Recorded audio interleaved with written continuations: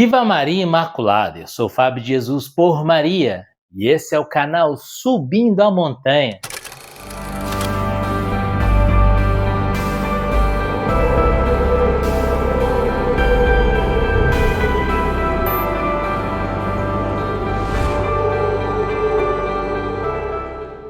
Palavras de vida eterna, o pão da palavra no seu dia a dia. Porque não só de pão vive o homem, mas de toda a palavra que provém da boca de Deus. Hoje é sexta-feira, hoje é dia 12 de janeiro de 2024. O evangelho que a igreja nos propõe está em Marcos, capítulo 2, versículos de 1 a 12. Abra o seu coração. É uma mensagem do céu para você. Pelo sinal da Santa Cruz, livra-nos Deus nosso Senhor de todos os nossos inimigos. Em nome do Pai, do Filho e do Espírito Santo. Amém. Alguns dias depois, Jesus entrou novamente em Cafarnaum e souberam que ele estava em casa. Reuniu-se uma tal multidão que não podiam encontrar lugar nem mesmo junto à porta, e ele os instruía. Trouxeram-lhe um paralítico, carregado por 4 homens. Como não pudessem apresentar-lhe por causa da multidão, descobriram o teto por cima do lugar onde Jesus se achava e por uma abertura desceram o leito em que jazia o paralítico. Jesus, vendo-lhes a fé, disse ao paralítico: Filho, perdoados te são os pecados. Ora, estavam ali sentados alguns escribas que diziam uns aos outros: Como pode este homem falar assim? Ele blasfema.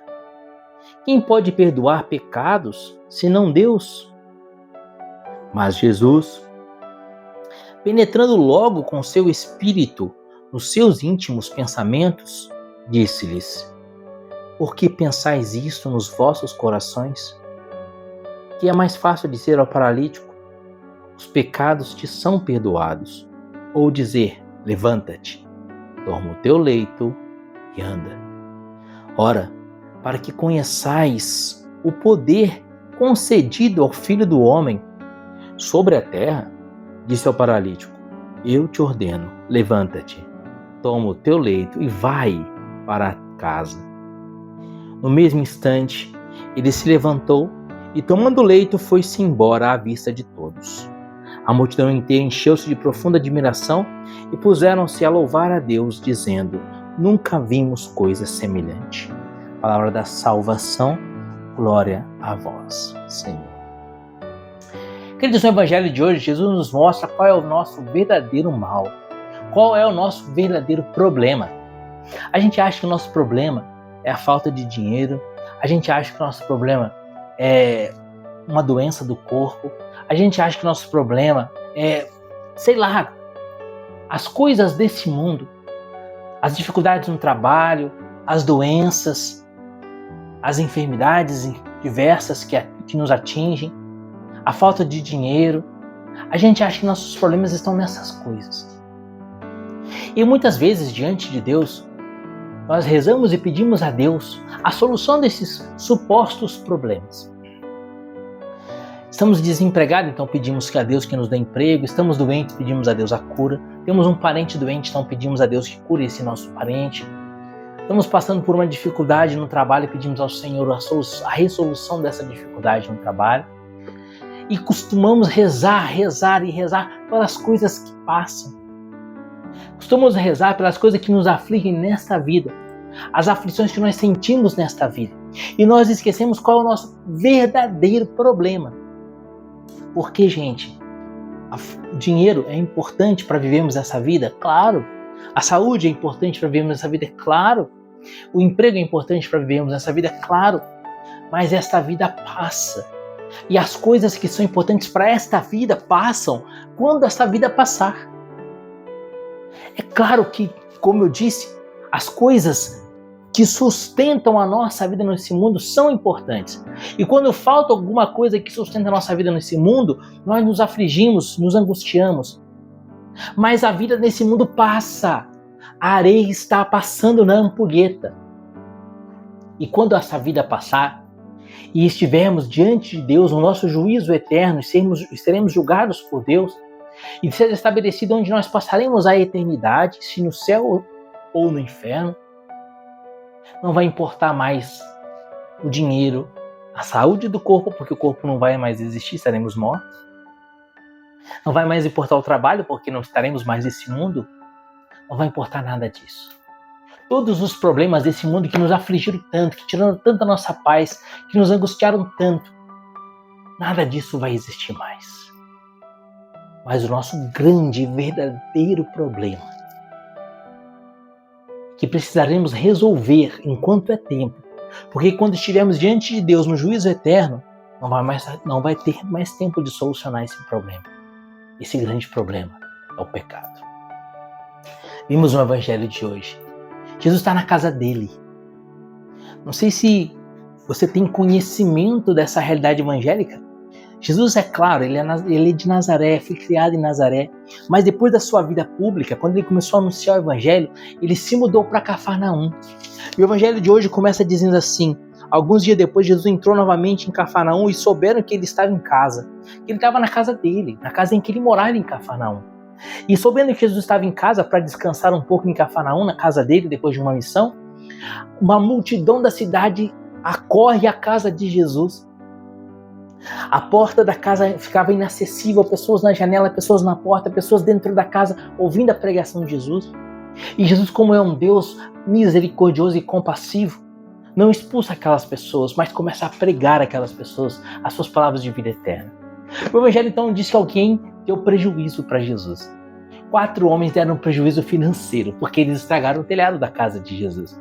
O evangelho diz que eles tiraram as telhas e pelo buraco do teto introduziram na presença de Jesus um homem que era paralítico. Qual era o problema desse homem? Todo mundo achava que o problema dele era a paralisia. Mas qual é a primeira palavra que Jesus dirige àquele paralítico? Jesus, versículo 5. Jesus, vendo-lhes a fé, disse ao paralítico: filho, perdoados te são os pecados. Jesus perdoa os pecados do paralítico. Não cura o seu corpo naquele momento, mas perdoa os seus pecados. Jesus curou aquele homem da sua paralisia como um sinal para que os fariseus se convertessem. Porque os fariseus, ao verem Jesus falando, os teus pecados te são perdoados, eles pensavam no íntimo do seu coração que está blasfemando, porque quem é ele para perdoar pecados? Jesus, sendo Deus onisciente, lê o pensamento daqueles fariseus e ele vai dizer para que vocês saibais que o Filho do Homem tem poder na terra de perdoar os pecados. Eu te digo, levanta-te, toma o teu leito e vai para a tua casa. E aquele homem que os pecados já haviam sido perdoados, é então curado da sua paralisia, ele toma o seu leito e vai para casa. Queridos, ele toma o leito e vai para casa. Nosso grande objetivo precisa ser voltar para casa. A nossa casa é o alto da montanha. E o que nos impede de voltar para casa não é a paralisia, mas o que nos impede de voltar para casa são os pecados. Por isso que o pecado é o grande mal. O pecado é a grande doença, é por isso que Jesus primeiro cura os pecados. E olha que interessante, Jesus diz: levanta-te, toma o teu leito e vai para casa. Por que Jesus manda ele tomar o leito dele?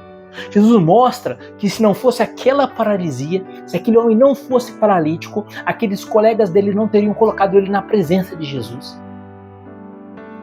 Ele só foi curado dos seus pecados, ele só foi transformado e restaurado porque ele era paralítico. Se ele não fosse paralítico, ele continuaria no pecado, na situação de pecado. Ou seja, aquela paralisia que era uma cruz, que era um sofrimento, que era um problema, foi para ele, na verdade, uma fonte de graças. Porque aquela paralisia o colocou na presença de Jesus. Por isso que Jesus diz: toma o teu leito, vai para casa. É como se Jesus dissesse: por causa dessa paralisia, você vai para casa, que é a vida eterna. Você entendeu onde eu quero chegar? A gente põe tanta energia e reza tanto a Deus para nos livrarmos das cruzes que a vida nos dá, só que a gente esquece que as cruzes dessa vida, na verdade, são o leito que nos leva na presença de Jesus. É o leito por meio do qual a gente pode voltar para casa. E que a nossa oração, muito mais do que no sentido de nos livrarmos das cruzes, a nossa oração devia ser para nos livrarmos do pecado. Porque o pecado, sim, é a grande desgraça. Querido, a doença é nada. A falta de dinheiro é nada. Os problemas dessa vida são nada. Mas, Fábio, a falta de dinheiro, o desemprego, os problemas dessa vida, as doenças me angustiam tanto e tiram a minha paz. Talvez porque você esteja tentando arrastar a cruz. Santa Teresa d'Ávila dizia assim: a cruz que se abraça é muito mais leve do que a cruz que se arrasta. Hoje, eu quero pedir a você que abrace a sua cruz e deixe essa cruz ser para você penitência pelos pecados cometidos. Sim, porque cometemos pecados. O pecado sempre gera sofrimento. Ainda que nós confessemos os nossos pecados são perdoados pela confissão sacramental, mas ainda assim deixa na alma a sua consequência, a marca do pecado, que só é lavada por uma indulgência ou pela penitência. E a penitência, para nos lavar dessa consequência do pecado e abrir para nós a porta do céu, são as cruzes que Deus nos envia. Você está entendendo? Como na verdade a cruz é uma bênção. Porque a cruz é que te põe na presença de Jesus. Como o leito daquele paralítico, que foi o responsável por colocar ele na presença de Jesus. Para que Jesus pudesse dizer: os teus pecados te são perdoados. O que te coloca na presença de Jesus é a sua cruz. Portanto, meu irmão, se até hoje você perdeu a paz por causa dos sofrimentos dessa vida, sabe que você está fazendo um caminho contrário.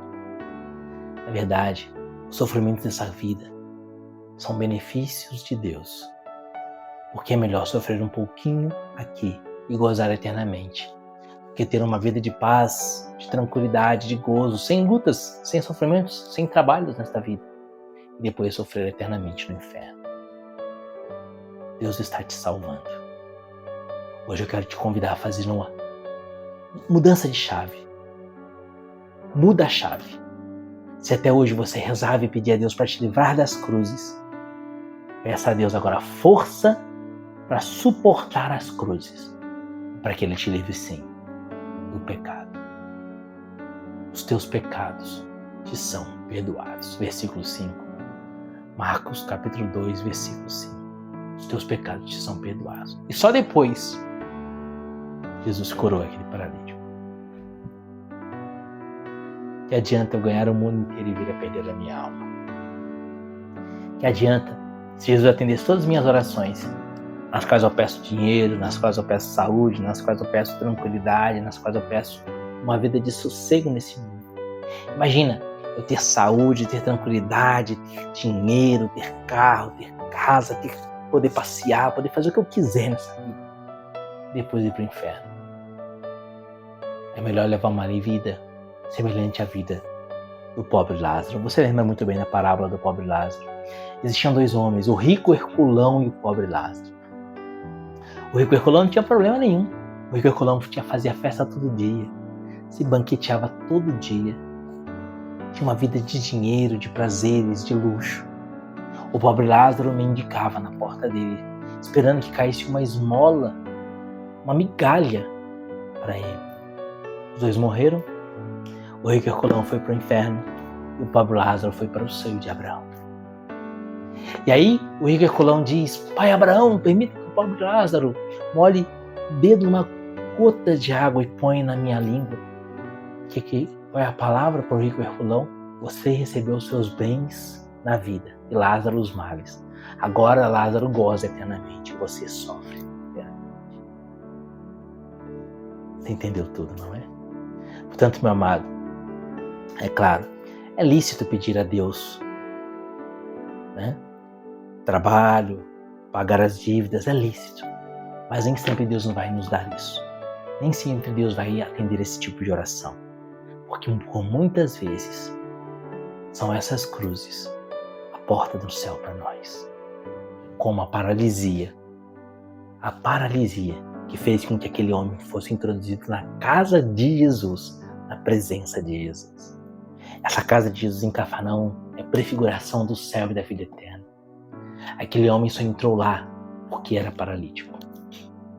Se não fosse paralítico, ele não seria colocado na presença de Jesus.